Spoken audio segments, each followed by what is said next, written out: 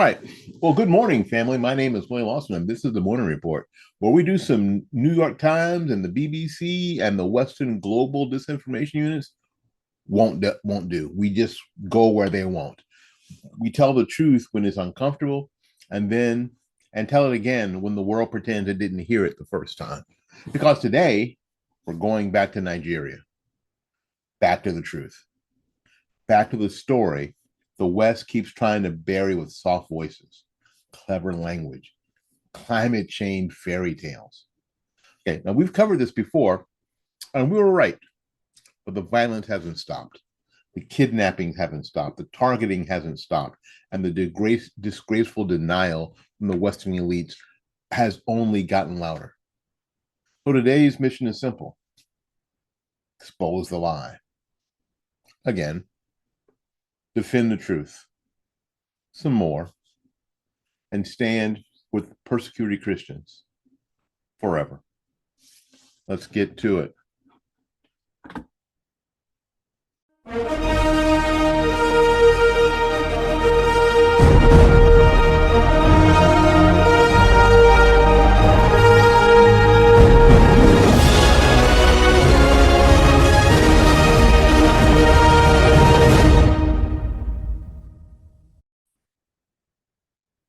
All right, at 2 a.m. on November 21st, while most of the world slept comfortably, gunmen stormed into a Christian boarding school in Nigeria's Central Belt. They kidnapped 303 kids, 12 teachers, a principal, all Christians. That was the third school attack in 7 days. Imagine if that happened in London or in Vancouver or hell, in Tampa or Atlanta or DC.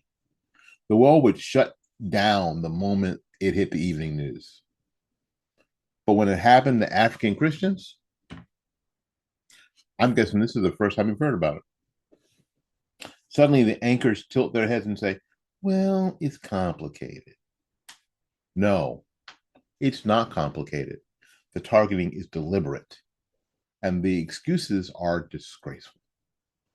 What we are witnessing is religious cleansing dressed up as generic violence.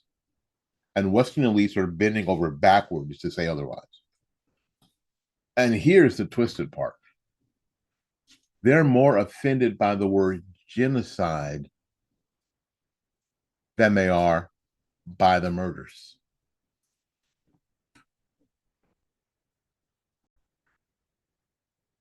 So within hours of the attack, the usual suspects jumped into actions, not to comfort the victims, not to investigate the killers, but to fact check the Christians reporting the killings. The BBC's Global Disinformation Unit, I'm sorry, every time I say that, I imagine them rappelling out of a helicopter in tactical gear, rush to question death figures. Okay. The New York Times calmly explained that it's not so simple. The Guardian Simeon Tisdale, smiling like a 17th century witch finder, declared there's no evidence of genocide. Trump is politicizing this. Do you see a pattern? When Christians die, the media investigates the Christians.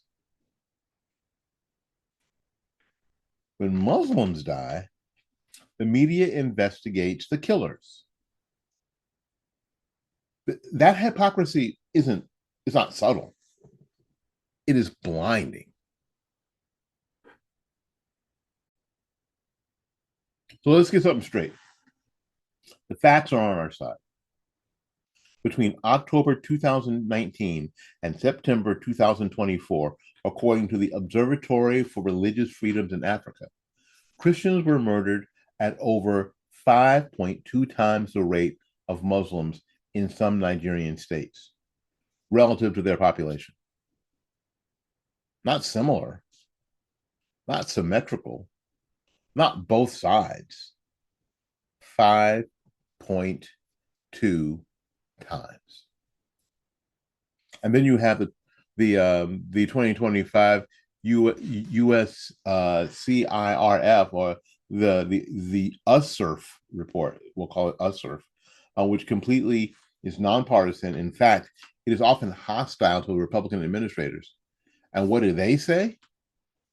Bandits predominantly target Christian communities in northwest Nigeria.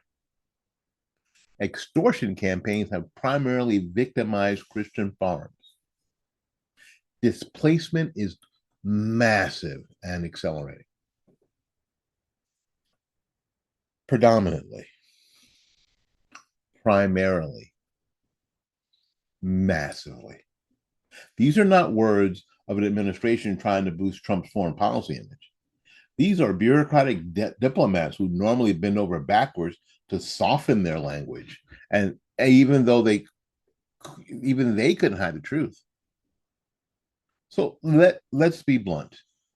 If USCIRF, the most language phobic, euphemism loving agency in Washington, is openly saying Christians are being targeted, then what you can believe is that Christians are being targeted. Period. Billy Graham famously said that he believed that the next move of God would be believers making a difference in the marketplace. In fall of 2019, Anton Kresick moved to Washington, D.C. He began his career in the political arena. Two things became very obvious. Godly principles were lacking on both sides of the aisle. Many of organizations were putting profits before people. 7 Weeks Coffee was started to reverse this trend and live out Graham's calling as believers in the marketplace. As a value-based business, we have a simple and transparent mission. Donate 10% of every sale to pregnancy care centers across the nations. We are committed to earning your trust, not expecting it. How do we do this? Leading with our values, showing the impact, and providing the highest quality product. I am a Christian, I am a conservative, and 7 Weeks Coffee unapologetically supports pregnancy care centers across the nation. Join us by letting your coffee serve a greater purpose. So here's the real question. Why do Western sophisticates twist themselves into pretzels to avoid admitting one simple truth? That Christians in Nigeria are under attack simply because they are Christians. You have to wonder, what's the deal? Right? So here we go. Reason one, the Western elite ideology. Christians, especially Western Christians, are seen as a dominant group, because you can't be dominant and oppressed. You can't be powerful and persecuted. Okay. So when Christian suffering doesn't fit the narrative, they deny the suffering. They downplay the scale. They redefine the motive, because acknowledging Christian persecution means acknowledging that Christianity is not the oppressor that they claim it is. Right. Number two, admitting Christian persecution empowers Christian political action. If Christians are being slaughtered abroad, Christians have a moral duty to act. And Western elite hate the idea of Christianity having political moral weight. They'd rather deny the persecution than empower the believers. Number three, this is the craziest one for me. This is honestly the most ridiculous one.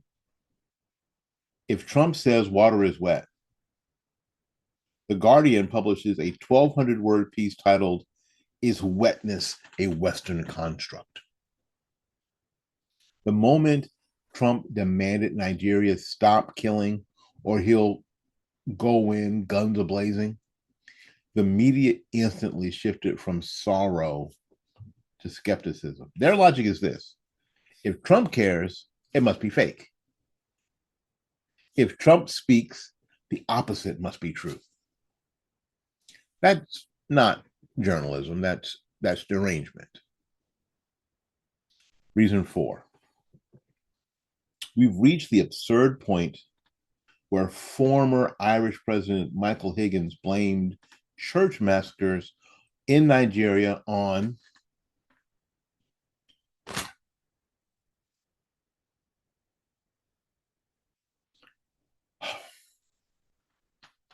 climate change. Climate change did not burn churches. Climate change did not kidnap schoolgirls. Climate change did not behead clergy.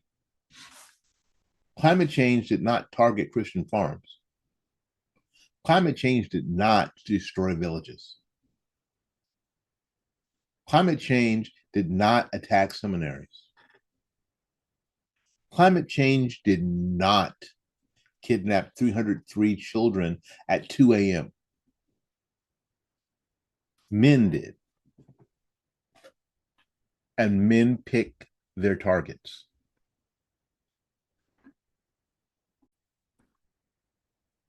Okay, let me ask the climate theorist a question. If rising temperatures cause violence, then why does the violence almost always fall on Christian communities? Why are Christian schools attacked? Why are Christian churches burned? Why are Christian clergy murdered? Why are Christian farming villages raided? Why are Christian towns emptied? Is carbon dioxide denominationals now? Did global warming convert to radical Islam? This is not climatology. This is moral evasion. And worst of all, it treats Africans like puppets whose actions are caused by weather patterns, not moral choices. That's not compassion. That's infantillation.